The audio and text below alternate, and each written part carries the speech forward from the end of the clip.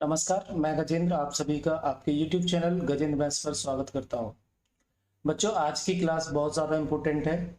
आज मैं Delhi police head constable, ये मिनिस्ट्री, AWO, TPO, आपका कोई भी एग्जाम है दिल्ली पुलिस से रिलेटेड, उसके लिए मैथ्स के जो मोस्ट इंपोर्टेंट क्वेश्चन हो सकते थे वो मैं आज की वीडियो में लेके आया हूँ। जैसा कि मैंने कहा था कि मैं इंपॉर्टेंट क्वेश्चंस कराऊंगा और आज ये पेपर नंबर 3 में आपके साथ डिस्कस करने वाला हूँ। आज की क्लास में बेटा वो सभी सवाल रखे गए हैं कि जो इस बार के एग्जाम में, दिल्ली पुलिस के एग्जाम में पूछे जा सकते हैं या इस पैटर्न पर सवाल आपको देखने को मिलेंगे जरूर। मैं कहता हूं कि आप इन सारे सवालों को अगर करके जाते हैं और ये जो मेथड्स मैं बता रहा हूं इनको सीखते हैं तो बहुत ज्यादा आपको हेल्प मिलने वाली है इस बार के पेपर में। ठीक है, डिजिट चेंज हो जाएंगे लेकिन पैटर्न लगभग ऐसा ही रहेगा। तो चलिए शुरू करते हैं आज के क्वेश्चंस। क्वेश्चन नंबर 1, 3 अंकों की सबसे बड़ी संख्या को 2 अंकों की सबसे छोटी अभाज्य संख्या से विभाजित करने पर क्या शेष प्राप्त होता है। ठीक है, क्वेश्चन आसान है, ये नंबर सिस्टम से पूछा गया है, लेकिन आपको ध्यान देना है कि 3 अंकों की सबसे बड़ी भाज्य संख्या की बात कर रहा है। यानी भाज्य संख्या का मतलब होता है कंपोजिट नंबर। अब कंपोजिट नंबर यानी जो नंबर प्राइम ना हो, ठीक है, उसे क्या कहते हैं, कंपोजिट नंबर कहते हैं। तो 3 अंकों की सबसे बड़ी संख्या जो कंपोजिट है वो कितनी होगी, 999। अब बोलता है इसको 2 अंकों की सबसे छोटी संख्या जो कि प्राइम है, अभाज्य है, उससे भाग करना है। 2 अंकों की सबसे छोटी संख्या तो 10 होती है, लेकिन 10 प्राइम नहीं है, हमें प्राइम ढूंढना है। तो क्या है, प्राइम है 11। 2 अंकों की सबसे छोटी अभाज्य संख्या क्या बन जाएगी, 11। इस संख्या को अगर मैं 11 से डिवाइड कर देता हूं तो बताइए क्या रिमाइंडर बचेगा। बहुत आसान सवाल है, बस वर्ड्स को समझना है। 11 से मैं डिवाइड करूंगा इसे तो आप देखेंगे 11 9 99 होता है, ठीक है, 99, यानी ये 9 रिमाइंडर रह जाएगा। अगर मैं इसे 90 बार काटता हूं तो कितना रिमाइंडर हो जाएगा बेटा, 9। Option number B is the right answer.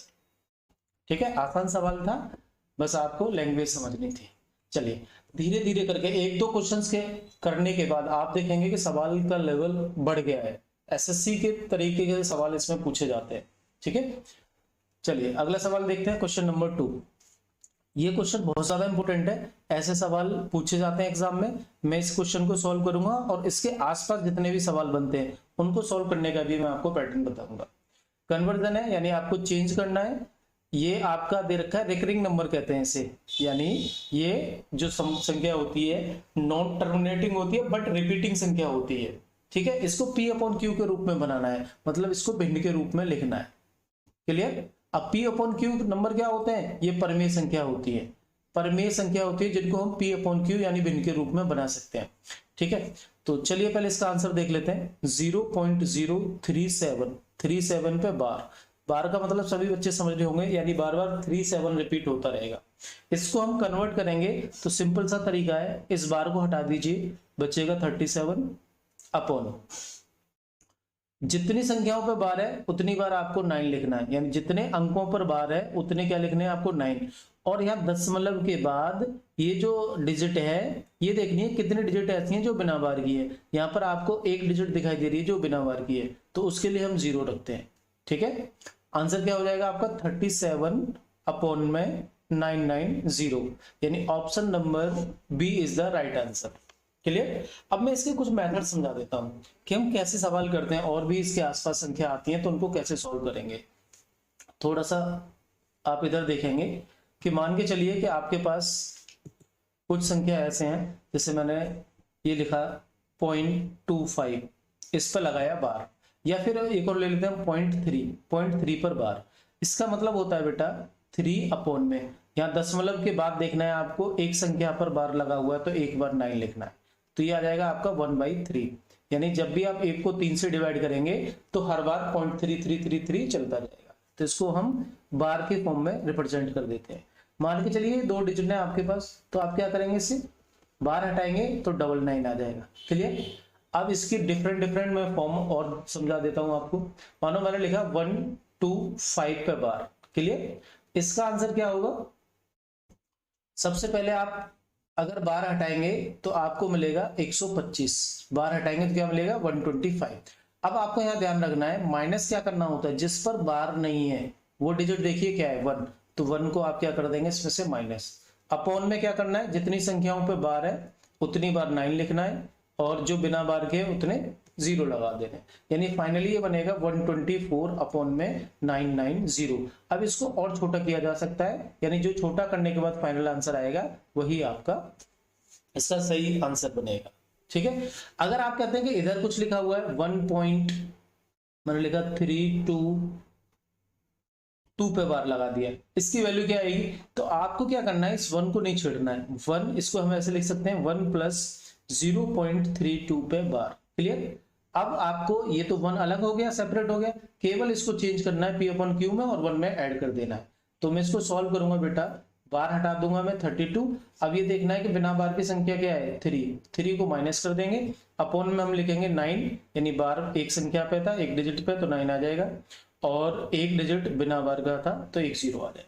इसको आप माइनस करेंगे तो बेटा बनेगा 29 अपॉन में 90, यानी इसको सॉल्व करेंगे आगे तो 1 प्लस 29 अपॉन में 90 हो जाएगा, जो कि आप इसे ऐसे सॉल्व कर सकते हैं 90 प्लस 29 अपॉन में 90।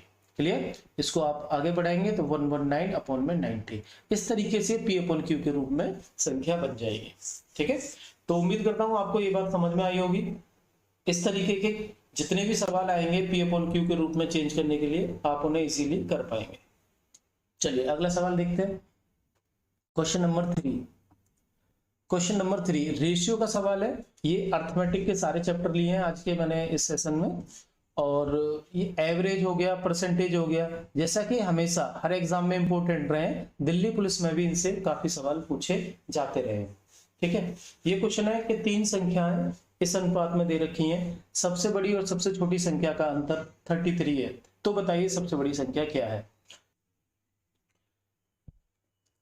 इस क्वेश्चन में आपको देखना है, सबसे पहला काम ये है कि ये जो रेशियो दे रखा है, रेशियो अभी आपको भिन्न में दिखाई दे रहा है, 4/9, 2/3 और ये है आपका 3/4। क्लियर, इसको सबसे पहले आपको साधारण रेशियो में बनाना है। साधारण रेशियो में कैसे बनाते हैं, सबसे पहले आप क्या करेंगे, ये जो नीचे हर दे रखे हैं इनका आप एलसीएम निकालेंगे। इनका एलसीएम आप देखेंगे 9 3 4 का एलसीएम हो जाएगा 36। इस 36 से आप इन तीनों में मल्टीप्लाई कर देंगे, यानी इस 36 से क्या कर देंगे बेटा, तीनों में मल्टीप्लाई। तीनों में जैसे ही मल्टीप्लाई करेंगे तो ये भिन्न खत्म हो जाएगी और साधारण रेशियो बन जाएगा। 9 से हम काटने से 9 चौके 36, 4 बार कटेगा और 4 चौक 16, यानी पहला जो रेशियो बनेगा वो 16 बन जाएगा।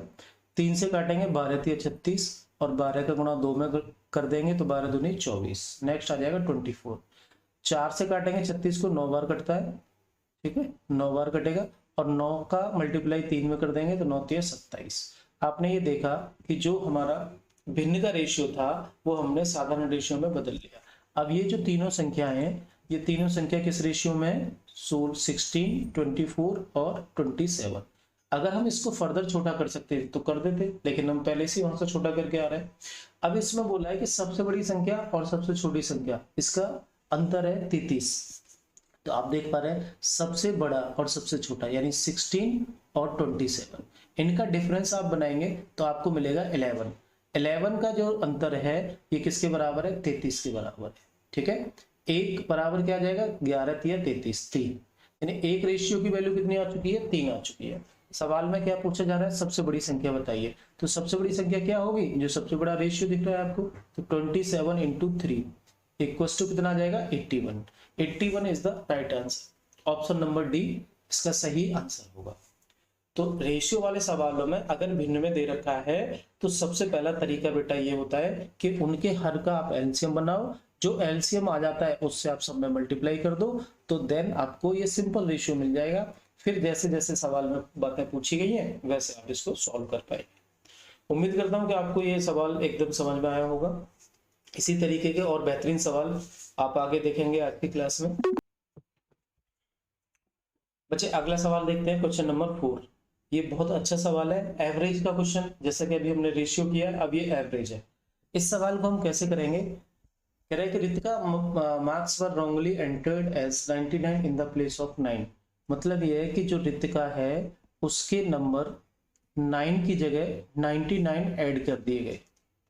Due to this error the average marks of this class were 2.25 more than the actual. कह रहा है कि इस गलती के कारण पूरी क्लास का औसत 2.25 बढ़ जाता है। What is the number of student in this class. तो आपसे पूछा नंबर कितना है। देखो इसको x मान के भी किया जा सकता है, इसको हम डायरेक्ट भी कर सकते हैं। डायरेक्ट देखिए, नंबर तो 9 एंटर करने थे, लेकिन 9 की जगह पर 99 कर दिए।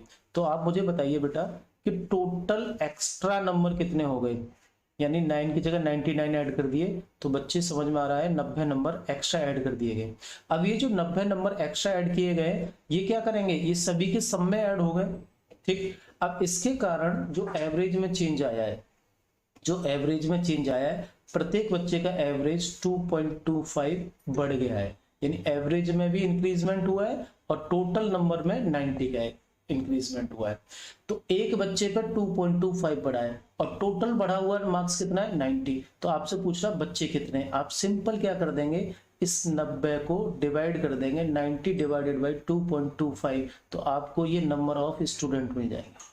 ऐसा क्यों किया है, क्योंकि हर बच्चे पे जो एवरेज बढ़ा है 2.25 का और टोटल जो नंबर में वृद्धि हुई है 90 नंबर की, तो हम इस वृद्धि को हर बच्चे के औसत से डिवाइड कर देंगे, तो आपको क्या मिल जाएगा, टोटल नंबर ऑफ स्टूडेंट मिल जाएंगे। क्लियर। इसको सॉल्व करना है, पॉइंट हटाएंगे तो ऊपर 100 आ जाएगा बेटा। 25 से काट सकते हैं 9 बार, 25 से काटेंगे 4 बार, 9 से कट जाएगा ये 10 बार। ठीक है, तो ये आ जाएगा 10 गुणा 4 यानी 40। तो number of student in this class is 40। Option number A is the right answer. ठीक है, तो बिल्कुल आसानी से हो गया, कोई दिक्कत परेशानी नहीं थी इस सवाल में। आप ऐसे भी कह सकते हैं, अगर आप x मान के करना चाहते हैं तो नंबर ऑफ स्टूडेंट मान लीजिए इस क्लास में नंबर ऑफ स्टूडेंट है x। अब आपको देखना है कि जो सम में चेंज हुआ है, सभी बच्चों का जो सम है वो कितना अफेक्ट हुआ है। आप देखेंगे कि भाई 9 की जगह 99 ऐड कर दिया, तो टोटल 90 मार्क्स एक्स्ट्रा ऐड कर दिए उसके सम में। अब एवरेज बराबर हर बच्चा जानता है कि सम बटे में क्या होता है, सम बटे में होता है n। चलिए, अब जो एवरेज इंक्रीज हो रहा है वो कितना है 2.25 का, 2.25 का। तो मैं कहूंगा कि टोटल n बच्चे हैं, या हमने x मान रखे हैं, तो x बच्चों पे कितना बड़ा होगा 2.25 इंटू x, जो कि किसके बराबर है 90 के बराबर। x बराबर क्या आ जाएगा 90 अपॉन में 2.25। अब इसको आप सॉल्व करते हैं तो कितना आ जाएगा 40, यानी नंबर ऑफ स्टूडेंट कितने बन जाएंगे 40 बन जाएंगे। आसान सवाल है, आसान तरीके से ही करना था। ठीक है, चलिए नेक्स्ट सवाल देखते हैं, क्वेश्चन नंबर 5। सारे सवाल आज की क्लास में अच्छे होंगे, बढ़िया लेवल के होंगे और आपको एक एक कॉन्सेप्ट मैं क्लियर कराऊंगा ऐसे सवालों का। ये भी आपका रेशियो का क्वेश्चन है और काफी अच्छा सवाल है। कहता है कि 16,200 रुपए की राशि को ए बी सी के बीच विभाजित किया गया था। अगर ए को 1200 रुपए कम मिलते तो तीनों का अनुपात 3, 4, 5 होता। शुरू में ए का हिस्सा क्या था। ठीक है, सवाल आसान है, बस थोड़ा सा लॉजिकल है। स्टार्टिंग में इनके पास 16,200 रुपए है तीनों के पास। अब इनको ए बी सी में बांटा जाता है, ए बी सी में बांटा जाता है। ठीक है, अब ए बी सी में जो बांटा गया था उसमें कहता है कि अगर ए का हिस्सा 1200 रुपए कम होता, ए को 1200 रुपए कम मिलते, तो ये जो रेशियो है इनका रेशियो 3, 4 और 5 में हो जाता। क्लियर। कब बताया इसने कि जब 1200 रुपए ए को कम दिए जाते तब ये जाके रेशियो बनता। तो अब आप ये नहीं करेंगे कि आप 16,200 को ही 3, 4 में बांट देंगे। सवाल की कंडीशन को आपको पढ़ना, ध्यान में रखना है। इसने कहा है कि जब इसमें से 1200 रुपए निकल जाते हैं उसके बाद जो बटा हुआ है, 1200 रुपए निकालने के बाद रेशियो बनाया गया है जो कि 3, 4, 5 का रेशियो बनता है। तो मैं क्या करूंगा, इसमें पहले 1200 रुपए को माइनस कर दूंगा। जब मैं माइनस करूंगा 1200 रुपए तो ये बनेगा 15,000, यानी 15,000 जो रुपए हैं और इनका तीनों का जो रेशियो एबीसी का है बेटा, वो रेशियो है आपके पास में 3:4:5। क्लियर। इस बात को समझना बहुत जरूरी है, ना कि 16,200 बांटे गए, 1200 जब माइनस कर दिए हैं ए में से तब आपका रेशियो दे रखा है, तो हम पहले ही 1200 को माइनस कर देते हैं, यानी 15,000 को एबीसी में बांटना है। अब सिंपल तरीके से सॉल्व कर लेंगे, जैसे हम रेशियो को सॉल्व करते हैं। इधर 3, 4 और 5, 3, 4 और 5 आप इसको ऐड करते हैं तो बेटा ये बन जाएगा 4 और 5 9, 9 3 12, यानी जो 12 रेशियो की वैल्यू है सवाल में 15,000 रुपए है। कितनी है 15,000 रुपए। क्लियर। एक की वैल्यू निकालेंगे तो 12 से हम इसको डिवाइड कर देंगे, ये बन जाएगा आपका 12 एकम 12 और 30 यानी 12 दूनी 24, 12 पंजे 60, 12 पंजे 12 दूनी 24, 12 पंजे 60, यानी ये बन जाएगा आपका 1250 रुपए एक रेशियो की वैल्यू। पूछा है कि ए को शुरू में ए को कितना मिला, तो अभी हम इसके हिसाब से देख लेते हैं। 3 रेशियो है ए के पास में, एक रेशियो की वैल्यू 1250 है, तो 3 की वैल्यू कितनी हो जाएगी, इसमें आप 1250 से मल्टीप्लाई कर देंगे तो ये बन जाएगा बेटा 0, 3 पंजे 15, 1 6 7 और ये बन जाएगा 3750। ठीक है, कितना बन जाएगा 3750। लेकिन इसने पूछा है कि स्टार्टिंग में कितने पैसे थे। 3750 ये जो रुपए आते हैं ए के पास, ये कब है, जब उसने 1200 रुपए माइनस कर दिए थे। तो अब आप क्या करेंगे, टोटल बनाने के लिए इसको प्लस कर देंगे, तो ये आ जाएगा आपका 4950। Option number A is the right answer. ठीक है, सवाल को ध्यान से पढ़ना है, सारे स्टेप ध्यान में रखने हैं, कब कौन सी वैल्यू पूछी जा रही है ये निकालना है। देखो जल्दबाजी में आप करेंगे, आपको ऑप्शन नंबर सी में 3750 दिख रहा है, लेकिन ये 3750 रुपए कब है, जब वो 1200 रुपए माइनस कर देता है, तब ये रेशियो बना हुआ है। ठीक है, तो 3750 में आपको 1200 और ऐड करना था, तो आ जाएगा आपका 4950। उम्मीद करता हूं कि सभी को समझ आ रहा होगा सवाल अच्छे से। अगला क्वेश्चन देखते हैं। अगला सवाल है हमारे पास में, ये भी अच्छा सवाल है। ये आपका बोट एंड स्टीम का क्वेश्चन है, नाव एवं धारा। ठीक है, इसका भी कॉन्सेप्ट क्या है वो सब मैं समझाऊंगा, पहले से सॉल्व कर लेते हैं। ठीक है, और भी क्वेश्चन अगर हमारे बोट एंड स्टीम से आते हैं तो हम कैसे कर पाएंगे। सबसे पहले इसका आंसर हम देख लेते हैं। कहता है कि a person rows 2.5 kilometre against the current in 15 minute. मतलब कहता है कि एक व्यक्ति है जो धारा के अगेंस्ट, धारा के अगेंस्ट का मतलब होता है विपरीत, 2.5 किलोमीटर की दूरी तय करने में 15 मिनट का समय लगाता है। बहुत ध्यान से समझना है बेटा, 15 मिनट में वो धारा के अगेंस्ट जाता है। अगेंस्ट को मैं कहूंगा अपस्ट्रीम। धारा के जब हम विरुद्ध चलते हैं तो उसको बोलते हैं अपस्ट्रीम स्पीड। फिर कहता है कि उतनी ही दूरी धारा के अनुदिश, मतलब ये होता है कि धारा के साथ, इसको कहते हैं हम डाउन स्ट्रीम। उतनी ही दूरी धारा के साथ आता है, यानी उतनी दूरी का मतलब 2.5 किलोमीटर, और 8 मिनट का समय लेता है, 8 मिनट्स। धारा की गति ज्ञात कीजिए, आपसे पूछा है find the speed of current. इस सवाल को करने के लिए आपको देखो, जब भी आपसे 2-3 बातें हैं, मैं इसका डिटेल भी बताऊंगा। अभी जो सवाल में पूछा जा रहा है एक्स और वाई दो चीज होती हैं। एक्स को हम मानते हैं स्पीड ऑफ बोट या फिर पर्सन इन स्टिल वाटर।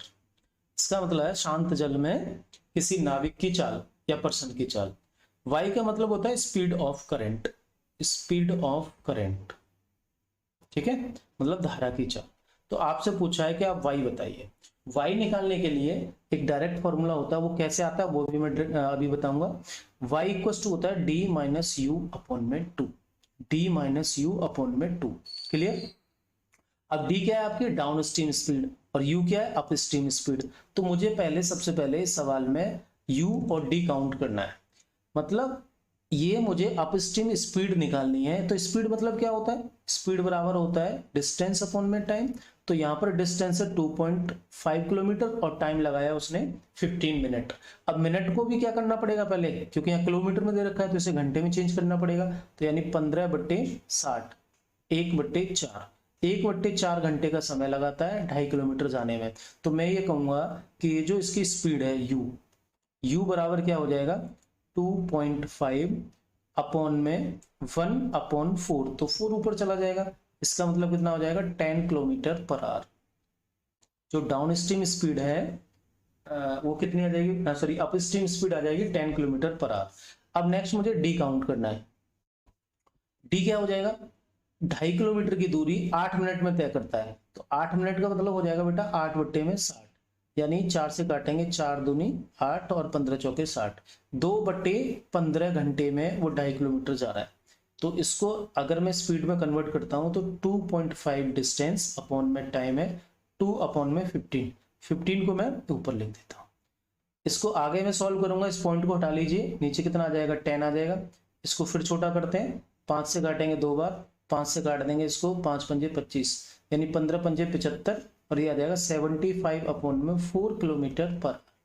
मैंने इसे पॉइंट में नहीं बनाया, 75/4 किलोमीटर पर आवर। क्लियर।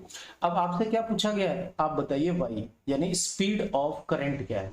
तो सीधा सीधा मैं इस वैल्यू को पुट कर दूंगा, ये बन जाएगा डी है मेरे पास 75/4 माइनस 10/2। ठीक है, इसको आप सॉल्व करेंगे तो ये सॉल्व करके बन जाएगा आपका 75 माइनस 40/10/2। तो फर्दर ये बनेगा आपका 35, सॉरी 10 नहीं आएगा, ये 4 आएगा नीचे, यहाँ पे कितना आएगा बेटा 4 आएगा, क्योंकि ये 4 ही है। 75 माइनस 40 यानी 35/4 इंटू 2, तो ये बन जाएगा आपका 35/8। 35/8 kilometre per hour is the speed of current, यानी option number C is the right answer. इस सवाल का ऑप्शन नंबर सी सही आंसर होगा।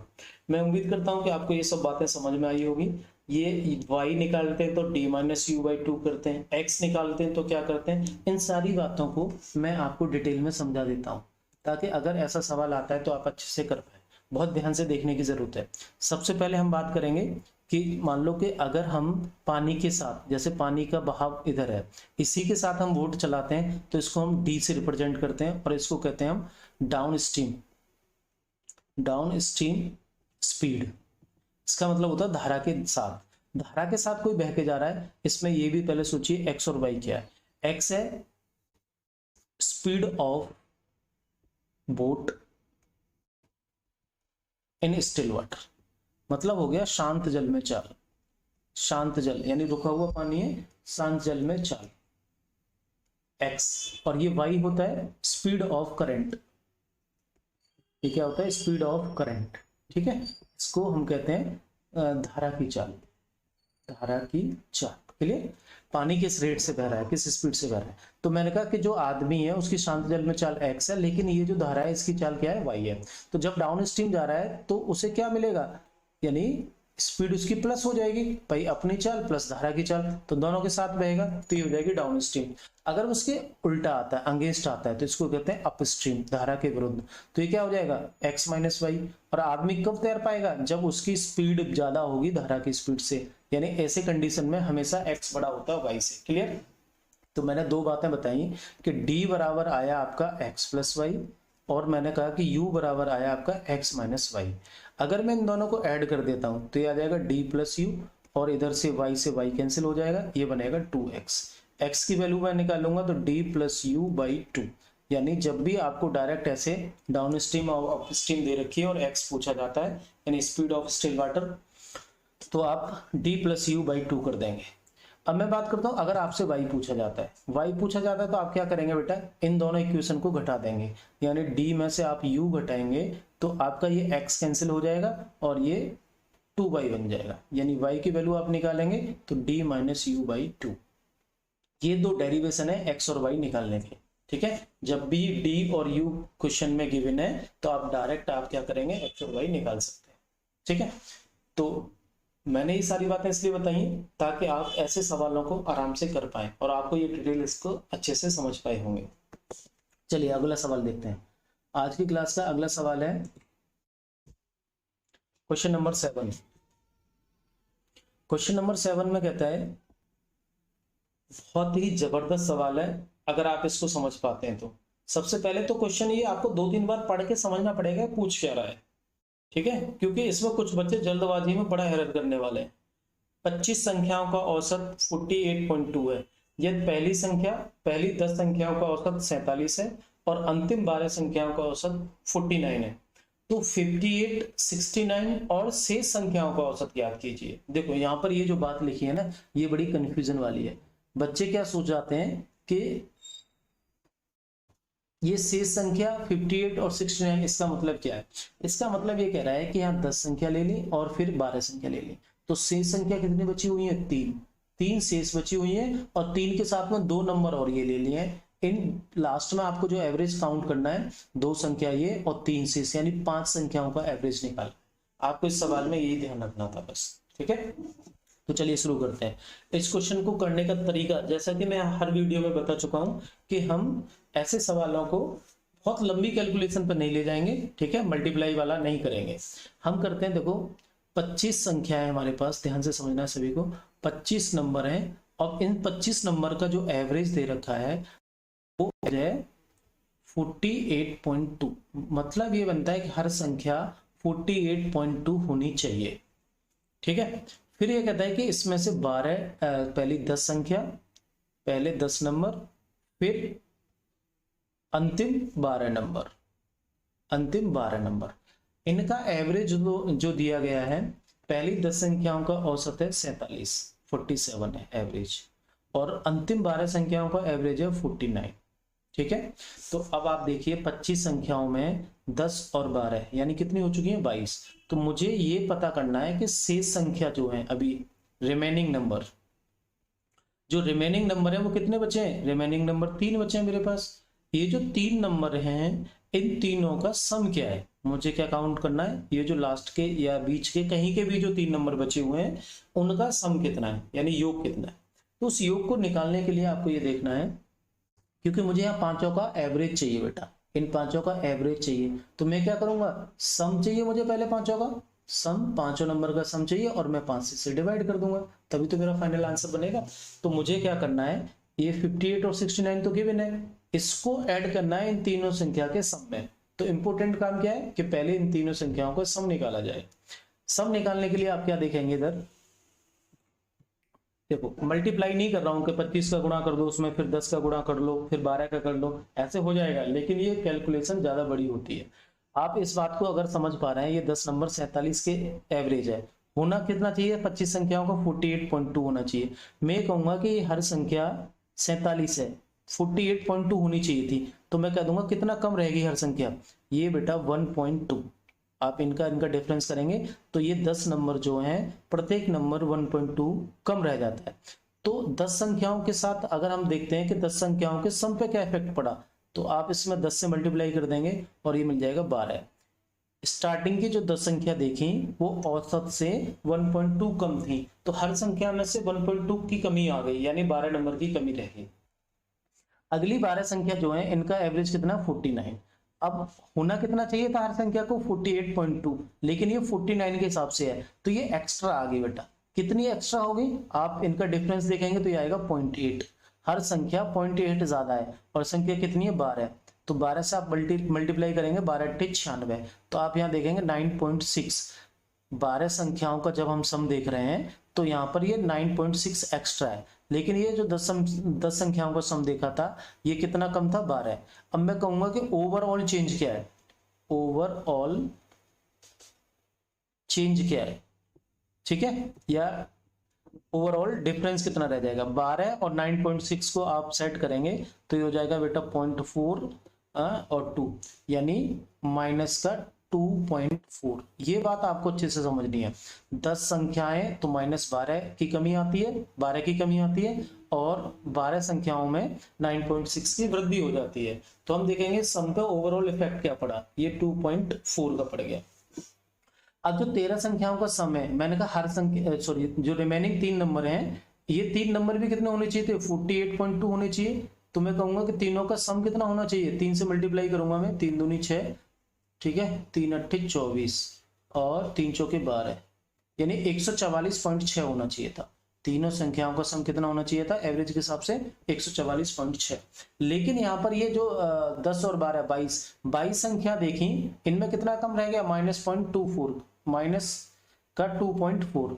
अब मैं ये बताना चाह रहा हूं कि माइनस का 2.4 है, इसको आप क्या करेंगे, इन तीनों संख्याओं के सम में ऐड कर देंगे। क्यों ऐड करेंगे, क्योंकि ये जो 3 संख्याएं ये औसत से ज्यादा हैं, इसलिए यहाँ पे ये माइनस सेट हो पा रहा है।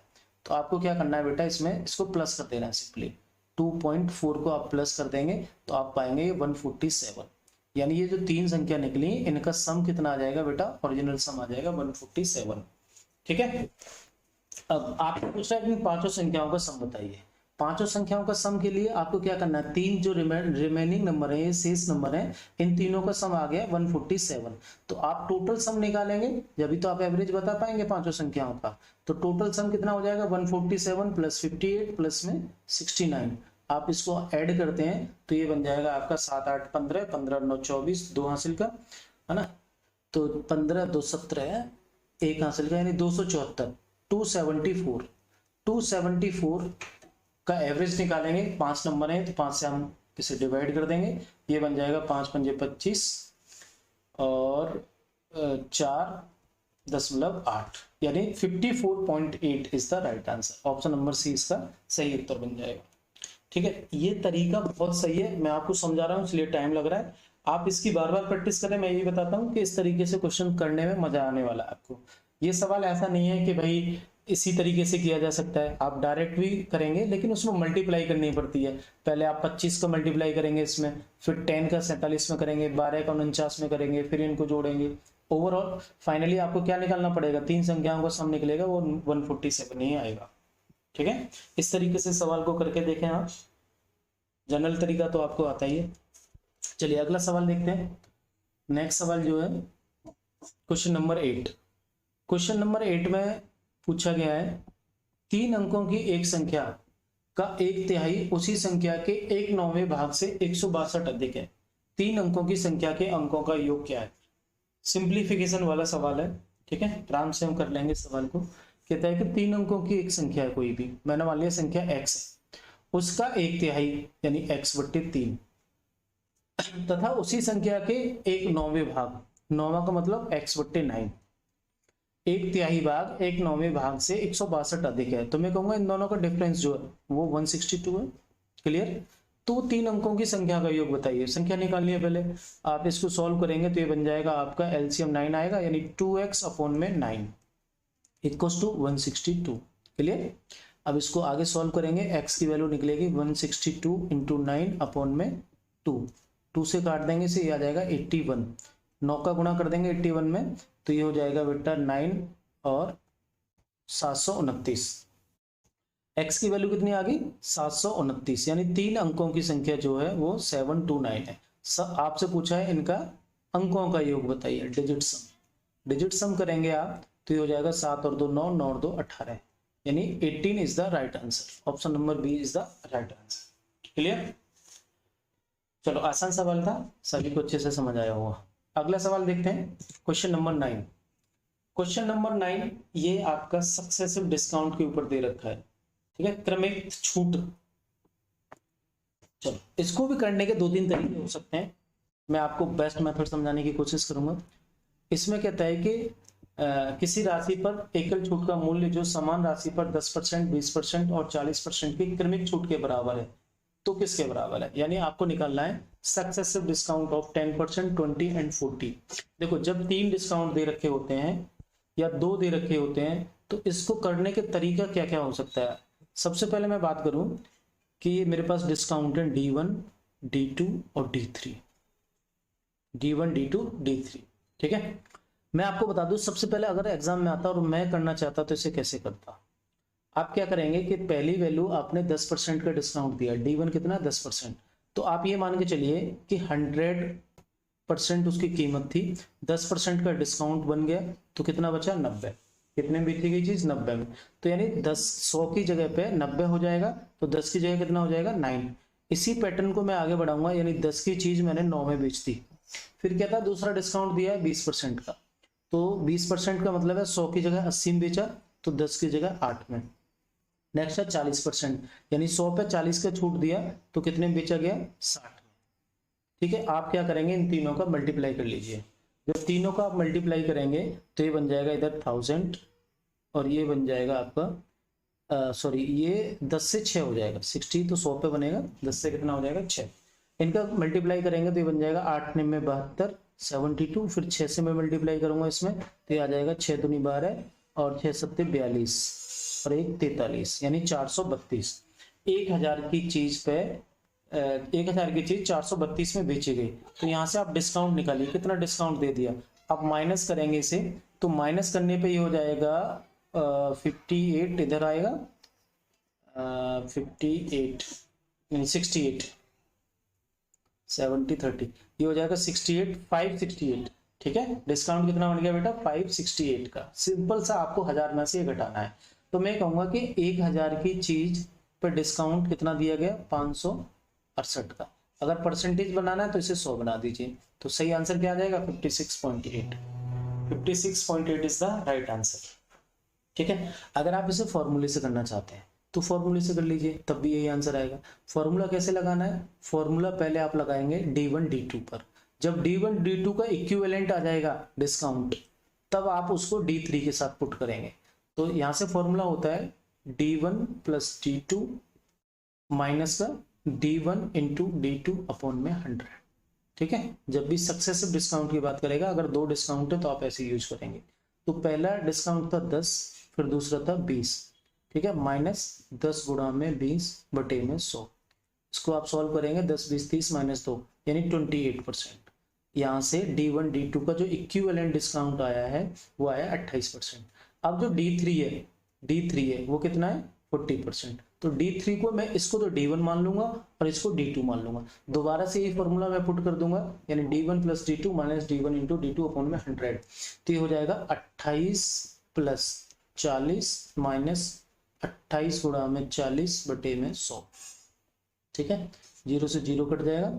आगे से मैं सॉल्व करूंगा तो ये बन जाएगा मेरे पास में 4 अट्ठे 32, 2 3, 4 दूनी 8 और 3 11।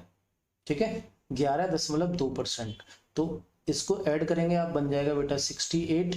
68 में से 11.2 घटा देंगे तो ये बचेगा 11 मतलब 56.8। तो 56.8 इज द राइट आंसर। ये तरीका था फॉर्मूला लगाने का। इससे अच्छा है कि आप इस मेथड को यूज करो। इस मेथड को यूज करेंगे तो आप जल्दी आंसर निकाल पाएंगे।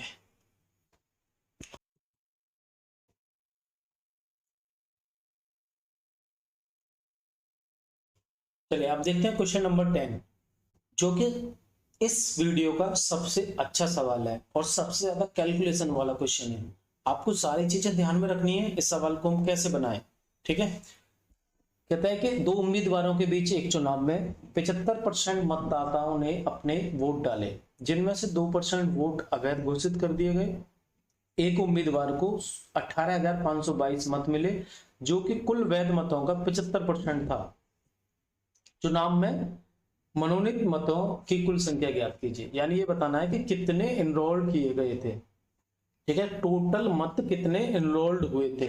इस सवाल को करने का तरीका देखिए क्या हो सकता है।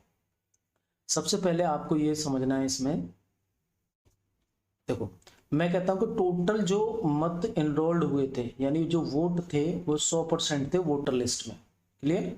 अब वोटर लिस्ट में 100% वोट थे, उसमें से कहता है 75% वोट डाले गए। ठीक है, तो जो कास्ट किए गए हैं वोट वो कितने बेटा? 75%। क्लियर? 25% वोट नहीं डाले गए, 75% लोग वोट डालने गए। अब इसमें से भी कहता है कि 2% इनवैलिड हो गए। अवैध का मतलब इनवैलिड। कितने हो गए? 2%। अब 2% इनवैलिड होने के बाद जो वैलिड वोट हैं वो वैलिड कितने हैं? 75 का 2% आप माइनस कर देंगे तो मैं कहूंगा ये 75 का 98% है। 75 का 98%। इस बात को आपको अच्छे से समझना है भाई। 75% वोट डाले गए, 2% वोट कैंसिल हो गए, तो वोट वैलिड वोट कितने हैं? 75 का 98%।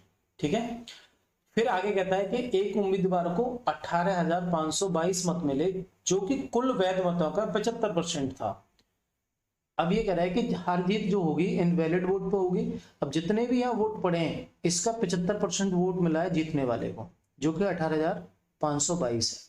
ठीक है, तो बताइए टोटल वोट कितने। इस सवाल को हम उल्टा करते हैं। कैसे करेंगे उल्टा? हम ये मान के चलते हैं वैलिड वोट। सबसे पहले हम निकाल लेते हैं वैलिड कितने। देखिए वैलिड कैसे निकलेंगे, उसके हिसाब से सवाल को करना है। ठीक है, तो वैलिड का मतलब है कि जो भी वैलिड रहे होंगे वो अपने आप में 100% होंगे। तो हार और जीत वैलिड वोट की होती है। जो जीतने वाला उसको 75% वोट मिलते हैं। और ये जो 75% वोट है बेटा, ये वोट मिले हैं उसको 18,522। ठीक है, 18,522। तो मैं कहूंगा ये टोटल वैलिड वोट कितना है, यानी 100%। वैलिड का 75% इतना, तो वैलिड का 100% कितना निकल आएगा? तो आप इसको सिंपल कैलकुलेट कर देंगे। 18,522 बटे में 75 गुणा में 100। टोटल ये वैलिड वोट निकल जाएंगे 3, और ये आ जाएगा बेटा आपका 4। 3 से मैं से काटूंगा तो ये बन जाएगा 3 6 18 और 3 एकम 3 3 सत्ते 21, 3 चौके 12, 4 से गुणा कर दीजिए, ये 100% की वैल्यू आ जाएगी। 4 चौके 16, एक हासिल का, 4 सत्ते 28 और 1 29 2, और बेटा बन जाएगा 4 एकम 4, 4 और 2 6, 4 6 24, यानी 24,696। आप ये देखेंगे टोटल वैलिड वोट कितने मिल गए, टोटल वैलिड वोट है बेटा 24,696। अब इस सवाल में कहाँ पहुंचना है, हमें पहुंचना है कि टोटल जो वोटर लिस्ट में वोट है वो कितने हैं। यहाँ पर अभी 100% दिखाई दे रहा है, इसका 75% वोट डाला गया, 2% इनवैलिड हो गया। जो वैलिड वोट हैं वो ये मैं कहूंगा 75 का 98% बराबर 24,696, तो आपको 100% निकालना है। तो पहले आप इसको सॉल्व करेंगे, बन जाएगा 75 गुणा में 98 बटे में 100, क्लियर, की वैल्यू ये दे रखी है। और आपको चाहिए बेटा ये ओवरऑल 100%, ये परसेंटेज में आया है वैल्यू, ठीक है, आपको चाहिए कितना 100%। तो आप क्या करेंगे, जो ये जो वैल्यू है इससे तो डिवाइड करेंगे और 100 से मल्टीप्लाई कर देंगे, यानी इसी कैलकुलेशन में आपको करना क्या है, ये जो 24,696 है इसके नीचे लिखेंगे आप 75 गुणा में 98, क्लियर, अपॉन में 100, तो ऊपर चला जाएगा 100, और फिर फाइंड किसका करना है 100% की वैल्यू, तो इसमें भी आप क्या कर देंगे 100 से मल्टीप्लाई कर देंगे। ध्यान से समझ लेना सारी बातें, ठीक है। अब इसको आपको सॉल्व करना है, तो आप इसे काटेंगे 75 से, 25 या 75, 25 चौके 100, 4 बार कट जाएगा, और छोटा करते हैं इसे 2 से तो 49 आ जाएगा, इसे 2 से करूंगा तो 2 बार आ जाएगा, क्लियर। अब इसको आपको कैलकुलेशन करनी है, बस थोड़ा बड़ा सवाल है। 3 से हम काटते हैं बेटा, 3 8 24, यानी 8 बार कटेगा, 3 दूनी 6, 3 3 9 और 3 दूनी 6, ठीक है। तो यानी यहाँ से 8232 इंटू 2 इंटू 100 अपॉन में 49, इसको आगे आप सॉल्व करेंगे तो बेटा ये कट के 49 से कट जाएगा, 7 से काट के देख लीजिए, और कटने के बाद ये आ जाएगा 168, और इधर से बचा है आपका इंटू 200, यानी आप इसमें 2 से गुणा कर देंगे तो ये आ जाएगा 16 दूनी 32 और 8 दूनी 16, यानी 33,600, ये आ जाएगा आपका 33600, 33,600 इसका सही आंसर हो जाएगा। तो ये जो क्वेश्चन है कैलकुलेटिव है, बस आपको ये देखना है कि किस तरीके से अरेंज करना है। पहले आप वैलिड वोट निकालिए, वैलिड वोट जब निकल आएंगे तो वैलिड वोट क्या है, जो 100% था उसमें से 75% बचे थे, और 75 में से भी 2% हटा दिया, तो 75% का 98% जो कि कितना आया था 24,696 आया था, तो हमने क्या निकाल दिया 100% काउंट कर दिया, और सही आंसर इसका 33,600 बन जाएगा। उम्मीद करता हूं कि आज की क्लास सभी को अच्छे से समझ आई होगी। इसमें सारे क्वेश्चंस ऐसे थे कि जो कैलकुलेटिव थे, ठीक है, इसलिए मैंने आज की वीडियो में 10 सवाल रखे, और ऐसे ही मैं आगे और भी मोस्ट इंपोर्टेंट क्वेश्चंस लेके आऊंगा, ठीक है। बने रहिए आप मेरे वीडियो में, हर वीडियो को लास्ट तक जरूर देखिए, आपको बहुत कुछ बेनिफिट होने वाला है, ठीक। बेटा जो बच्चे नए और जिन्होंने चैनल सब्सक्राइब नहीं किया है तो प्लीज वो सब्सक्राइब जरूर कर दें इस चैनल को, ताकि आपको ये ऐसी वीडियो मिलती रहे, नोटिफिकेशन आपको मिलते रहे। तो चलिए मिलते हैं अगली वीडियो में, जब तक मस्त रहिए, स्वस्थ रहिए, थैंक यू।